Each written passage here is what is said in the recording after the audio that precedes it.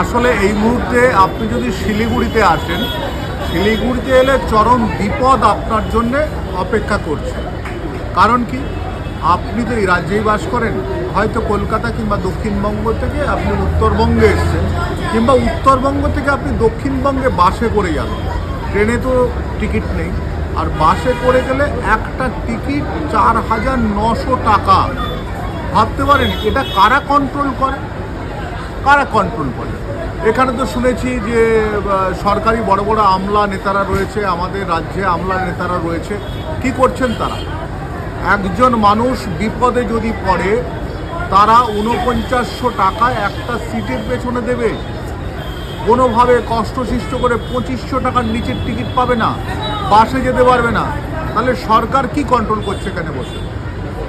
মানে আমি এই মুহূর্তে শিলিগুড়িতে বসে রয়েছি, আমি এখান থেকে যাব 2400 টাকা করে দুটি টিকিট কেটেছি, 4800 টাকা দিয়ে 600 কিলোমিটার যাব। এটা কি অ্যারোপ্লেনে যাচ্ছি নাকি? যারা আমার এই ব্লগটা দেখবেন, বিশেষ করে মন্ত্রী শান্ত্রীরা যারা আছেন, তারা যারা দেখবেন, আপনাদের কাছে শুনেছি বকলমে প্রচুর টাকা ঢোকে। আপনাদের কিন্তু বাসেও যেতে হয় না, আপনি হুটার বাজিয়ে বিভিন্নভাবে ঘুরে বেড়ান। কিন্তু সাধারণ মানুষরা যারা রয়েছেন, যারা দিনের পর দিন ভুগছেন, তাদের কথা ভাবুন তো। উল্টো দিকে আরেকটা কথা বলি, উল্টো দিকে যখন সিজন থাকে না, সেই সময় দেখা যায় কি যে বাসগুলোর লোক হয় না, অনেক সিট ফাঁকা থাকে, অনেক কম পয়সায় তাদেরকে নিয়ে যেতে হয়। অর্থাৎ এই যে বিষয়টি রয়েছে, এইটা দেখার দায়িত্ব অর্থাৎ ওই মানে বিভিন্ন ফান্ড থেকে টাকা যখন এই বাসগুলো দুস্থ হয়, তাদেরকে একটু আপনারা দেখুন সরকারিভাবে। তাতে কি হয়, এরা কিন্তু সিজনের সময় মানুষগুলোর গলাটা টিপে ধরবে না। তাহলে ব্যালেন্সিং সিস্টেম, আপনারা যেহেতু এই বাসগুলো চলার পারমিশন দিচ্ছেন, সেহেতু আপনাদেরকে ভাবতে হবে পারমিশন শুধু দিলে হবে না, তাদের লাভ লসের জায়গাটাও দেখবেন, তারা পরিষেবা দিচ্ছে।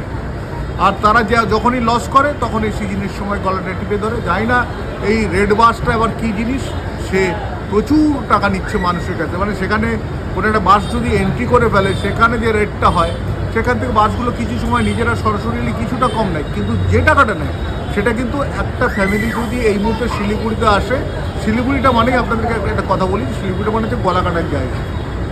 যেখান থেকেই আসে, পাহাড়ে বেড়াতে গেলে আপনার শিলিগুড়িতে নামতেই হবে। আর শিলিগুড়িতে ছোট বাস থেকে, ছোট গাড়ি থেকে আরম্ভ করে তারা যা বলবে সেটাই আপনাকে শুনবে। এটা চলে গেল।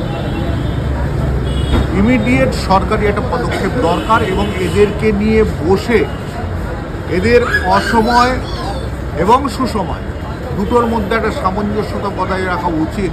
নাহলে একটা সময় হয়তো বাস পরিষেবাগুলোও মুখ থুবড়ে পড়বে। কারণ এখন ইদানিংকালে মানুষ কিন্তু কলকাতা থেকে কী করছে, গাড়ি নিয়ে চলে আসছে, যার ফলে এই বাসগুলো কিন্তু প্যাসেঞ্জার পাচ্ছে না। আমিও পরের বার নিঃসন্দেহে বাসে আর না উঠে আমি কিন্তু নিজস্ব গাড়িতে, তাহলে একটা 5 জনের ফ্যামিলি এলে রীতিমতো কিন্তু মুখ থুবড়ে পড়বে শিলিগুড়িতে। আমি শঙ্কু রয়েছি, শুনে রাখুন এইসব কথা।